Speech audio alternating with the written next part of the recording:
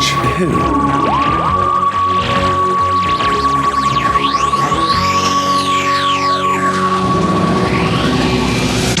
Hello. And welcome to Watch Who, a Doctor Who podcast. I'm Mark. I'm Sarah. And I'm a Doctor Who fan. And I'm new to watching Who. Watching for the very first time. Very first time. Hey! Well, you could have done da da da da da da da da like the King. Oh, right. Okay. No. I was like, where's he going with this? But yeah, I could have. Yeah, I could have done his theme tune, but I didn't. Sorry, everyone. Missed opportunity. That's a clue for today's story. I'm guessing also the fact that we do them in order is a clue, but... Yeah, I know, yeah. But someone might... They might have clicked on this and have not known what we're doing, but it's the King's Demons this week. You are on the right episode if you're up to that point in your watch. Speaking of which, a bit of an update. Actually, Doctor Who news time. Okay. Twitter right, talk. Come on, E.T. Here we are. Mark sat here with a hoodie on over his head, and he just reminds me of E.T. on the bicycle, so... It's cold. It's cold today. the record. If I call him E.T., that's why. So the BBC are putting all of Doctor Who on iPlayer for free, like every episode. I sent you this. Yeah. So that's... Well, there's a little bit of... Here's some news that's been going. It's all kicking off on Twitter at the moment. I have to mention it because it's... Well, I haven't looked. See what you think. So yeah, the BBC are putting all of that on. So actually, I don't know, you could probably watch it. It might be easier than BritBox, depending. I'm going to do this in a nutshell because it's just been Twitter over the last few days. So the very first episode, the Cavemen one, right? Right, yeah. Written by this guy, and he didn't write any other Doctor Who stories. He was like the first writer. He wrote the first 4 episodes of that. And you know, like how the rights have like been moved out. You know, like Terry Nation invented the Daleks, and obviously his family now say if they can be used or not nowadays, like the estate or whatever. Anyway, it's all gone down to the Sun. He's a bit of a Twitter. I suppose he's a Twitter Lawrence Fox guy. Right, of Doctor Who. Doctor Who, and he retweets Lawrence Fox and all of that kind of stuff, having a look at his thing. So that's sort of the kind of person he seems to be, allegedly, on Twitter. That's what I've seen. And also, he's tweeted stuff about, shooting at work, going, my father will be turning in his grave, that the BBC have gone, all this kind of stuff. Anyway, so he has said the BBC got in touch to license these first 4 episodes. The license was up or something for distribution, so they're out on DVD, they're on iPlayer, BritBox, and he wanted more money than they offered, and he has refused the license. And he has said, this huge back and forth on Twitter, that the BBC have got in touch and said those 4 episodes won't be included because he is not allowing that to happen. He wants tons. He said the BBC offered them 20 grand and he turned it down. And all this stuff. So everyone's kicking off. I mean, it's not like he did loads. He did it just happens with the first one. He doesn't like the BBC. Yeah. For whatever reason, for whatever's going on. So then everyone is he is battling everyone on Twitter, and everyone's like, why you ruin it for everyone? All this kind of stuff. Why don't you take, and he's fighting back, and it's just a whole huge thing. So and then people are like, well, are they not going to come out on the Blu-ray box sets now? Is this it for that first story, never to be shown? Because so there's apparently on the BBC YouTube, the clips have disappeared already.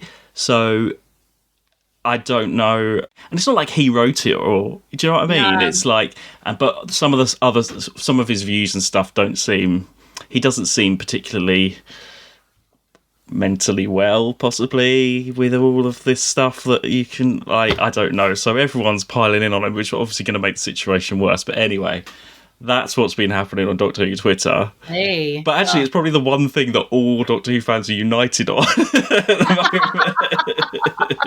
That's a first in itself. It's literally a first. So that is what's been going on. So we might not have, if someone's doing a watch through for the first time, you might not have the first 4 stories. I don't know. I mean... What? No, you mean the first story, not the first 4? Sorry, the first 4 episodes. That Caveman story, yeah. So it would be a shame. I don't know. I'm sure the BBC can work something out, but I can't see them paying... I mean, I think 20 grand for paying someone for 4. They've licensing 800 episodes. If they're paying 20 grand for every writer who's written out, that's not bad. But he's also kicking in now saying, TARDIS... it belongs to my father, not the BBC, all this other stuff. There was a guy as well, around the 50th as well, that said that he invented Davros and was trying to sue for the rights of Davros because he'd drawn like a kid as a kid in school in the 70s. He'd drawn like what looked to be Davros before it was on TV in the 70s. And I think he'd drawn it and sent it in being like, and he was trying to prove that as a school child he invented Davros and the BBC copied him and stuff and was suing then, you know. So you don't know really the actual facts, but it doesn't help that he is arguing and kicking off and all this stuff on Twitter as well. Is he like firing back at people as well? Yeah. Really, like bad. Like it's not doing anyone any favors. He doesn't seem like a level-headed person, so to have the rights to the first episode of Doctor Who is like the worst person. But anyway. Well, I guess it's one of those things, like, I mean, it could be worse. I know it's the first story and everything, but it's not like it's more that it's just the first story. You could start on the second. It's not the end of the world. Like, they've obviously made a token offer, but they're probably not that concerned. And like you said, there's enough things out there, like there's enough, like, DVDs that already exist and so it just means for this period there won't be new things, but like fans have always found ways of like sharing things and finding things out. It's not like I know, it's just stuff. Or make all your first episode DVDs worth a fortune for a while. Well, yeah, exactly. I mean, it might escalate. Someone might superimpose. What are you going with? I can't even tell what you're saying. Someone might superimpose his head over porn and then it'll all blow up. You'll see then. That'll be the story.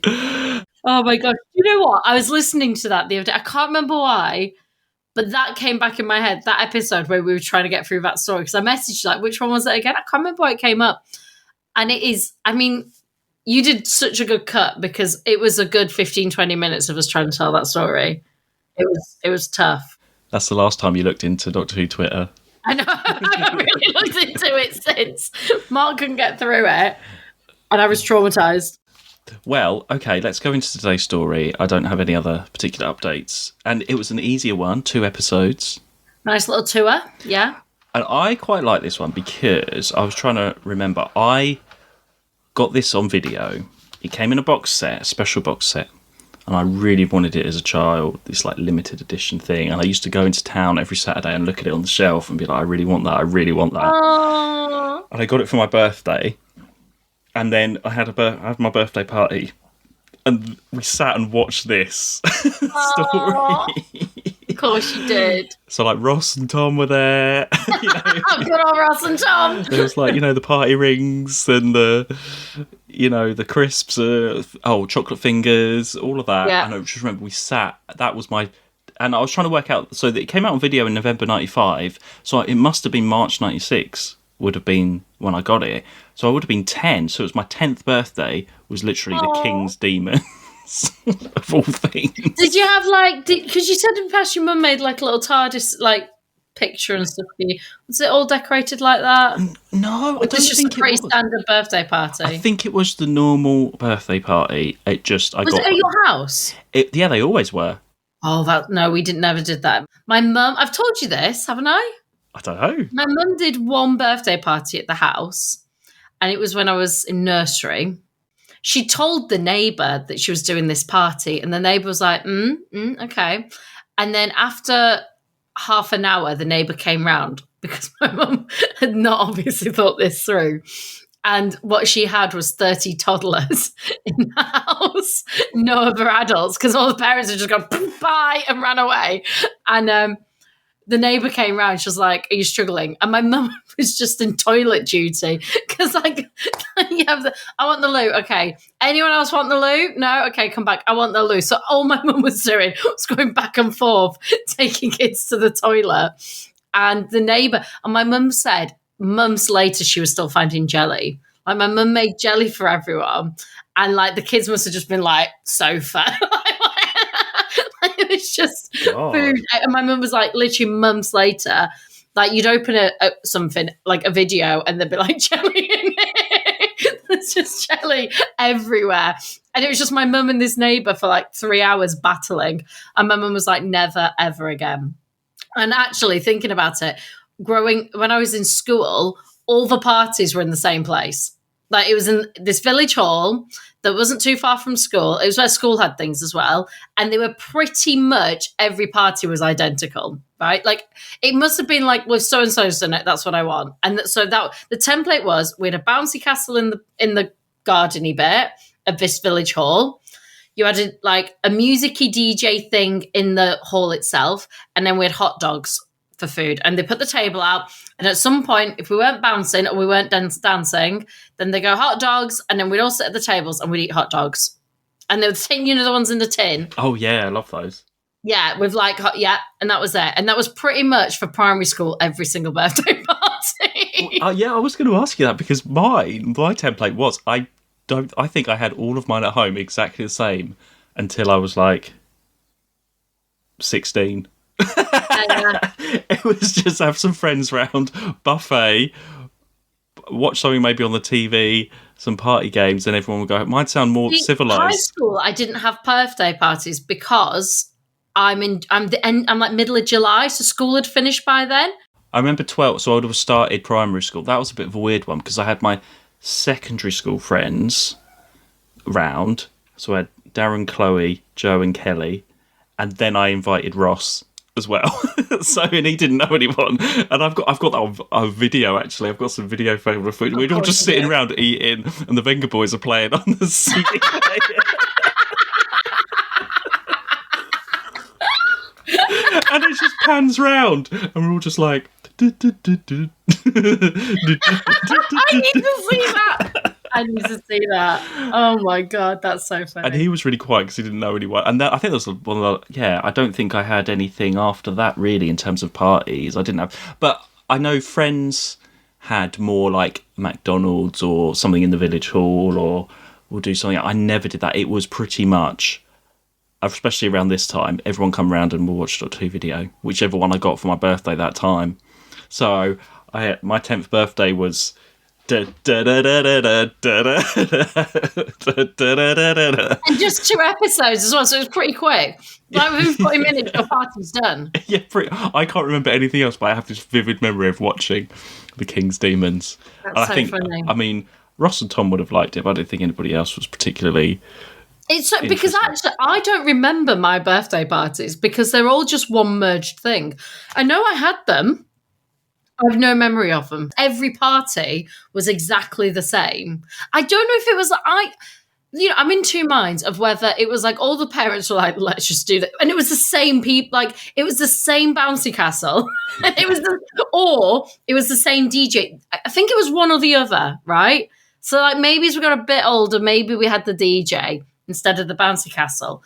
But like the template was identical. It was the same DJ or the same bouncy castle and the same hot dogs and like the same, like it's such just this one template. And part of me just wonders whether all the parents were like, oh, it's mine next. Where did you book? Oh, here you go. It's mine next. Here we go.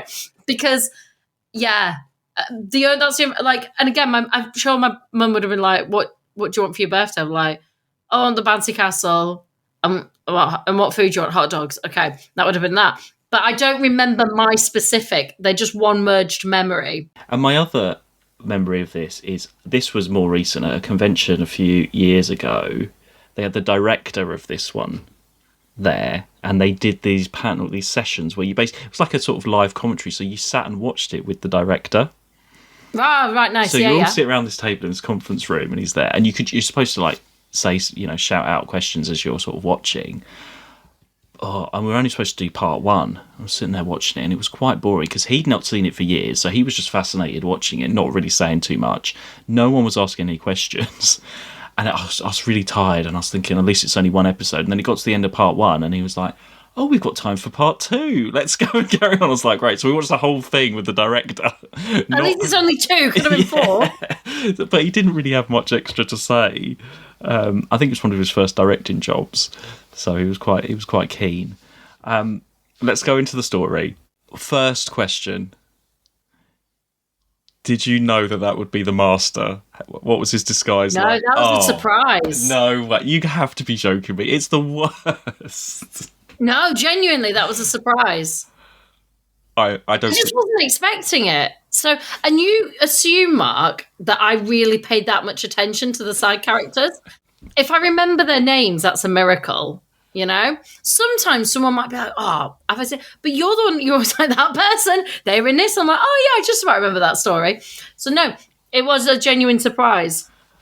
Yeah, but you know the Master by now. He's doing a terrible accent. His makeup isn't that different. Oh, I don't know.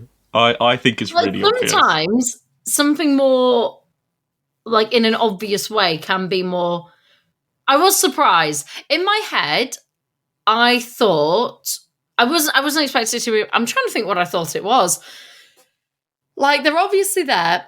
There's this talk that the king is actually in London, so we know that isn't the king, right? So I was more focused on that than the other character, which was the Master's character. I was more focused on who is the king, and that was where my like thinking was, like, as in who is like what is it? Is it a robot? We've had this before. We've had robots and stuff like that. Like, so I was more there. I wasn't, and he's not in it loads and loads. He's there enough as a like character, but he's not like you saw the king more and like the other people trying to talk it out and stuff than him. Okay, well, I did actually write there in my notes. Maybe they were focusing on they were trying to like make it not as obvious because it's focus on the king stuff rather than it. That's the Master dressed up. Well, it definitely worked for me that way. There you go. Well, there you go, everybody. It has worked on somebody in the whole history of this. Me and my simple mind followed that. I was there with it. If the director said that, I'd be like, yeah, I was there. I was there. Because he's called, well, I always called him Sir Giles, but because he's French, I think he's supposed to be Gilles. They call him Gilles. Is it Gilles? They like Sir Gilles. That's what they call him.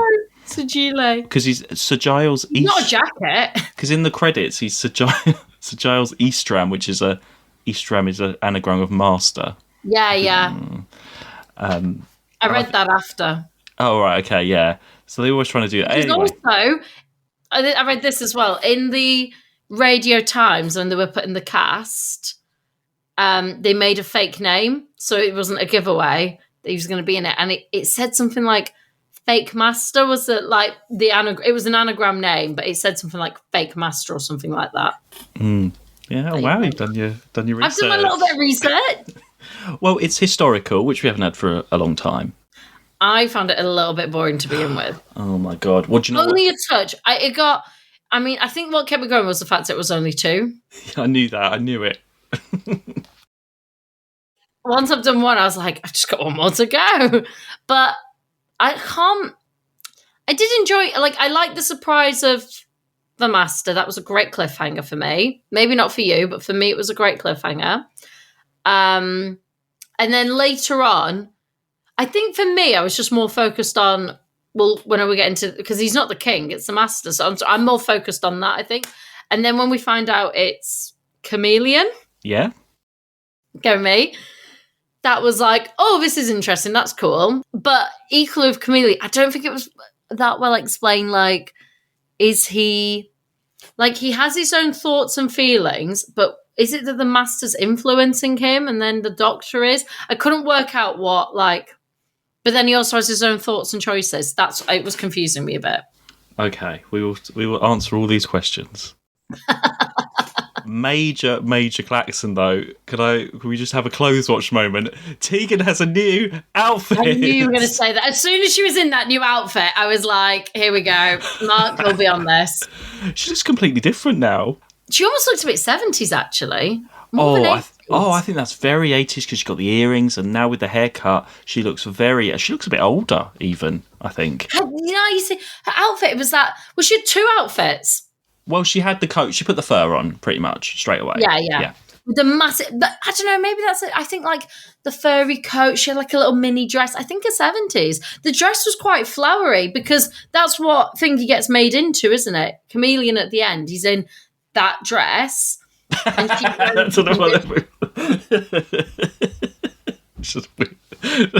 just the robot.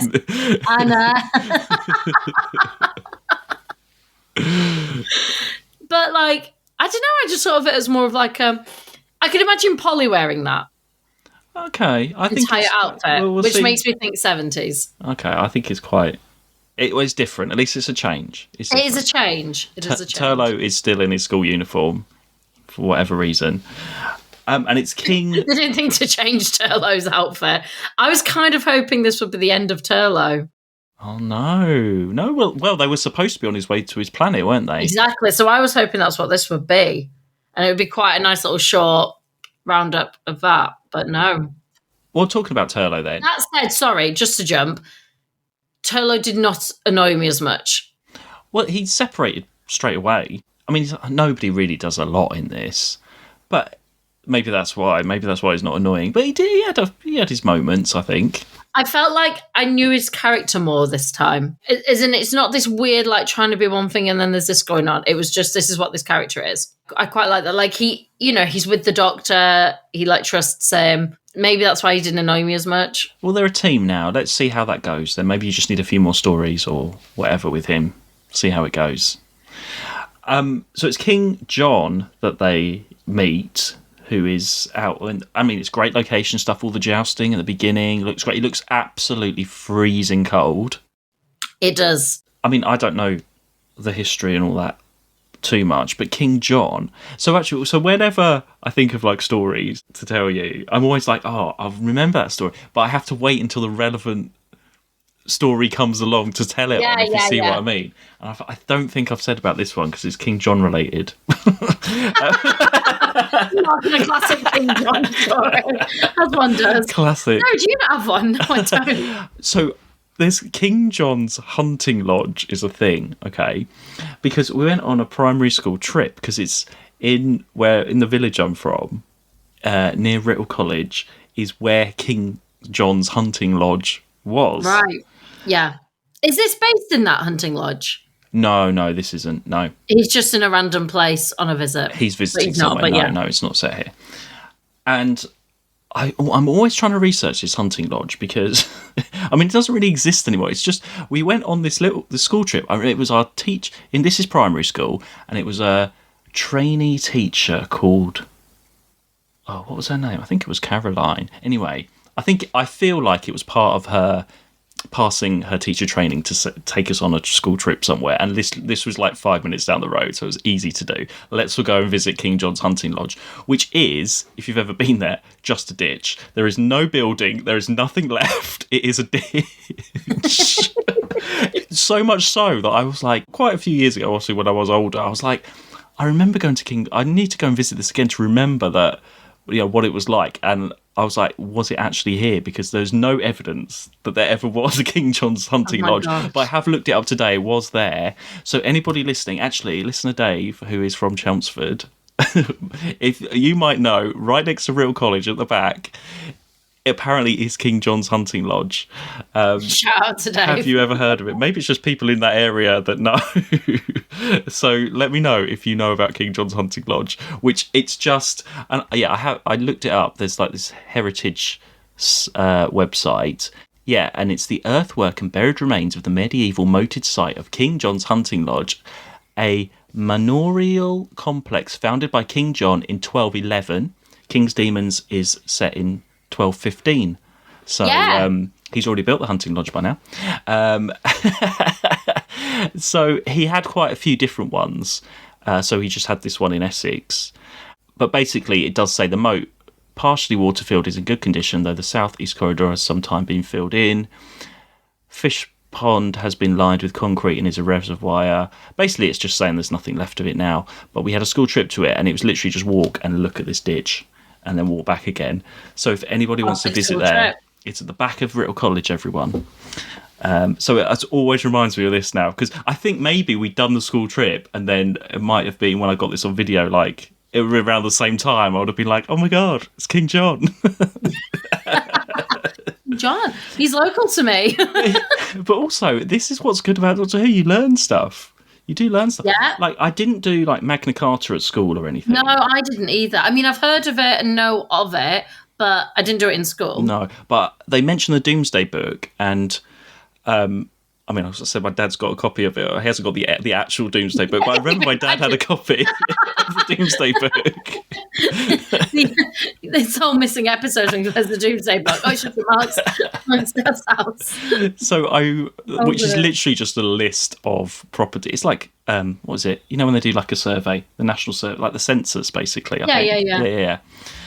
So I learned about that from the King's Demons. So it has brought me, some knowledge. But no, the whole point of this is an historical thing where the Master's trying to stop the Magna Carta from happening. And from what I understand in my brief history Wikipedianess of the Magna Carta, was that it was like, well, it's not. Actually, I wrote something down. I had a whole thing, and I've totally forgot to do it. I was going to say the Magna Carta, it's not a new Beyonce single.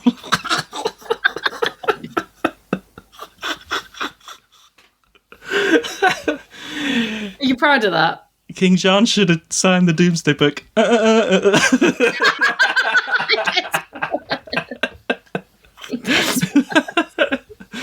Should have registered it in the Doomsday Book. No, okay. So the Magna Carta is basically like a peace treaty thing amongst like the aristocracy, I think. It's basically... Well, it was saying it was like the first sort of human rights type thing where it's like you're protected. It basically set up like what has become Parliament. It was the start of Parliament. Yeah. So it's the kind of thing, I mean, it's very small for the Master, I think, to be bothered about, but maybe it changes all history. Well, I guess it did because it's the start of democracy. Yeah. So I'm saying that very, like I absolutely know. Oh, well, let's move on from this. There's lots of horses in this, which is cool. I really like the horse. Oh, there are lots of horses. There's really cool horses in this. And I was watching the making of, and apparently this horse, he just knew exactly what to do whenever they said action. He did his bit of his jousting, stopped, moved on, because the actors couldn't ride a horse, and they just had to sit on it, and it just knew what to do.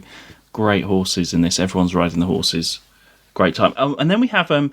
the cousin Geoffrey turns up, and this is where the mystery is, that he's like, well, I've just seen the King in London. I've literally just seen him this morning in London, yeah. Yeah. So I was like, oh, did you really? I was just thinking... Is that, Mark, you need to take that hood down. It's like... I know, my head's getting a bit overheated, power. I think. It is getting a bit warm. It's getting warm. It builds up to the end of episode 1, which obviously the Master reveal, which... You're the only person that it has fooled ever. I don't believe that, but sure. But the King's song in this, which I have alluded to earlier, I think is quite good. Sure. They need to... Where's the remix for the 60th anniversary? That's what I'm asking for. It looks really good. It didn't stick in my head, and like you were singing it, and I was like, it didn't stick in my head. Let's put it that way. You probably have to have it on video to, really hone it in, really watch it again and again. But there's actually the sets and the way the banquet's set up and everything. That looks really good, and it matches the outside quite well. Yeah. I mean, it looks. Look, we always say this: the BBC do a great historical. Yeah, and the sword fighting is quite sort of all right, isn't it? I saw it again, and I didn't want to, but I saw it again. Peter Davison has a VPL again when takes his. It's always when he takes his jacket off to fight. He's got really thin trousers. Yeah, I was like, what's he on about? Oh, wait, yeah, I know. He's got really thin trousers. That material must be really thin. He does a lot of running around. Maybe that's on purpose. Maybe. I did not pay that much attention to his VPL, so. The Master gets away pretty quickly after the whole reveal and everything. So there's this Iron Maiden thing, which I always thought was really confused me as a child, but I had to look that up as well. So I didn't realise it's supposed to have spikes in it, if you see what I mean. So you put someone in it, and when you shut it, the spikes Yeah. get you. It reminded me of a mummy. Yeah, I mean, mummy. And it is an actual thing, but that's cool that it's the Master's TARDIS when he gets away and they put him in there. Because then you have that moment where the Doctor is like, well, I don't want to kill the cousin guy, but he feels bad. And even Tegan's like, oh, that's horrible. And then part 2 is it is quite a bit of padding, really, because... Yeah, I mean, the only cool thing is we get Chameleon. Okay, Chameleon then. How cool is Chameleon? I was trying to work out if it was a person in there, but it's not, is it? Or is it? No, it's... So, this is the story goes. The producer was looking for something, K9, a bit like K9, that could be in the show, and at the same time, it was like a company that had this robot and was like advertising it and stuff, and it's programmed. I mean, for the 80s, you're thinking like the mid 80s. It was eventually supposed to walk on its own. I don't think it ever got that far. So it was sold to the producer as like, it can move, it can talk, you program it. I think the actor recorded their lines and then you put like a tape thing in and it would move the mouth according to like whatever. It was quite complicated. Yeah. Absolute nightmare. Everyone hated it because it kept breaking down and didn't work. It never worked because the person that created it like died in an accident. Oh. Before they used it, and he hadn't written like a proper manual and stuff for it, so nobody really knew how it worked. So it was absolutely doomed from the start. But it looks amazing. It looks really cool when he's sitting in the chair, moving around. I would, it's not going to get up and walk around, or it's not going to do amazing things, but what you get even for that, I think it is really, really cool, and it's worth giving it a go. I mean, it's like when, I think, in the 70s when Doctor Who were like pioneering using green screen and nobody had used green screen and stuff. It's sort of equivalent to that. I mean, people are like, a lot of fans and stuff are like, well, comedians are like so rubbish, never did anything, never moved properly. I'll tell you, because you look at it and you know it's not a human in a suit. I said, I was like, it's definitely not, is it? Because like it looks cool. It has movement. It's really like funky. Imagine if you had somebody sitting there, they'd be covered in tin foil, wouldn't they? They would look ridiculous. But the fact that it is, I think it's a really good. I mean, it didn't ultimately work out, but spoilers. Good on for trying. Well, we'll see. I'm not giving any spoilers away. I mean, in terms of it never did exactly what they wanted it to do. I mean, at the end in the TARDIS, I think he's a bit sort of propped up. He's not going to walk around. He can sort of move his head a bit. But at least the mouth moves. Oh yeah, the eyes move. The eyes are interact. Like, yeah, it's really cool. It is really cool, and I quite liked the idea of like, there's this robot that can be weirdly not related, but kind of related. So, with AI and stuff, they've made Adobe have made a dress. I'm going to forward you the link. It uses AI to change, so you like touch it and you change your outfit, and it looks like fabric. But basically, they've used technology and AI to make a dress. Wow. So it's kind of like that idea where you touch, and also it can respond. You can either touch it and it'll change like how it looks, or it can respond to if you move the dress. Like, I mean, literally the images move on it. The sort of look. It's really cool, and it kind of reminds me of that. This idea that it's this robot that can take on like other looks. But also, they have got a sort of get out of jail card, where he can turn into people. So if you want comedian in it more, he turns into an actor, and the actor just takes on the role. Yeah, exactly. Yeah. So that's. But no, the idea is that he's influenced by. He is controlled by the Master and influenced by it. So the Master is controlled. So when he's King John saying all this stuff, it's coming from the Doctor's mind. He sort of has his own personality, but he's so easily influenced that you could sort of maybe concentrate on him and he would turn into whatever you wanted, sort of thing. But he is his own person as well.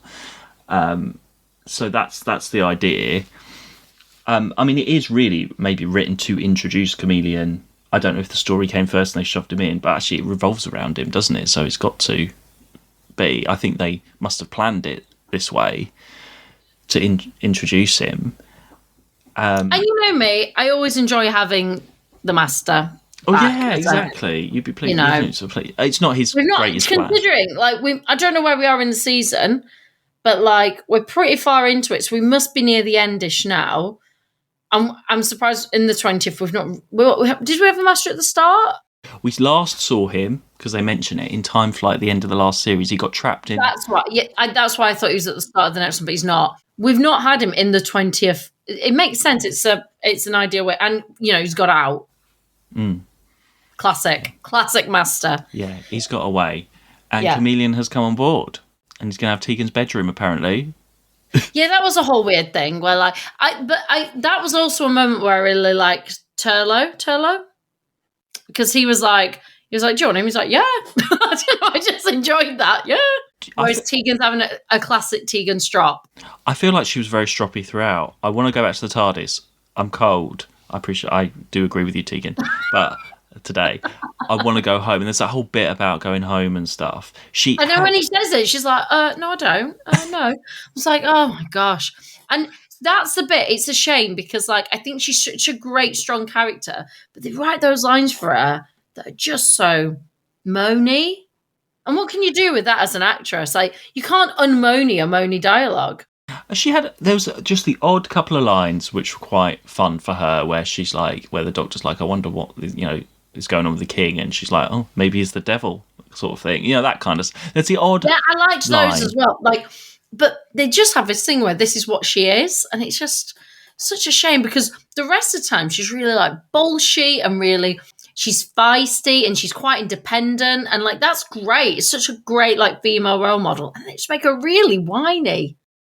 She's definitely been watered down a lot more since she first started. The decline in her character is obvious to see but then for a two-parter, the Doctor's got the whole point of it is just to introduce the robot. Because Turlo's chained up for most of it, and then gets out.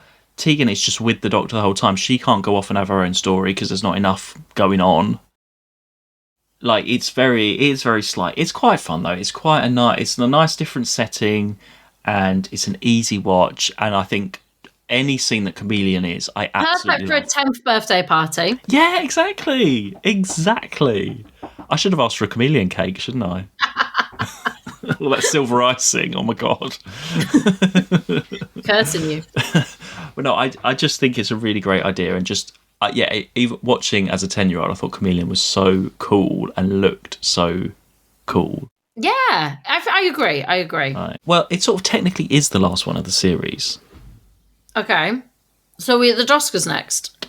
No, there is one more. So this I can't remember when this was broadcast. There was a bit of a gap. There is, because it's the 20th anniversary. There's a 20th anniversary special which was shown. So we've got that one to do, which always goes on the end of this season. So special episode. We haven't had a special episode before that's been like broadcast out of the season, and it's called The Five Doctors. Oh, we're doing that. Cool. Okay. I'm guessing there'll be 5 Doctors. It is a 90-minute special. It's not in episodes. Oh, okay. It's just one. It's basically 4 episodes in one. Fine. I can do that. So this is the big anniversary story for 20 years. I think that's doable. I think it's almost easier if I know it's just a 90-minute thing than the potential for like stops and breaks. We'll see. Well, I might stop it whenever. I mean, yeah. I don't know. Under BritBox, it should be under carrying on in the season. I don't think it's under specials or anything. I don't know. I just click play and go on to the next. I think it should be. You'll know pretty much exactly straight away if it is or not. You will know. This obviously it came out in the VHS with the Five Doctors and King's Demons came together in the set that I got for my birthday, and it came. You chose to watch King's Demons over the Five Doctors for your birthday. Well, it came first. I couldn't watch them out of order. I see. We might have put a bit of the Five Doctors on as well. Actually, I don't know. I cannot remember anything else about that time. But it came with a little postcard book as well. So when you got the videos, they came with postcards, and you put them in the little album. Well, join us next time for our celebration of 20 years of Doctor Who. With the 5 Doctors. And in the meantime, you can follow us on Twitter and Instagram at 2WatchWho. And we will see you then. Bye. Bye. We sing in praise of Total War. Against the Saracen we are fought. To free the tomb of Christ our Lord, we'll put the known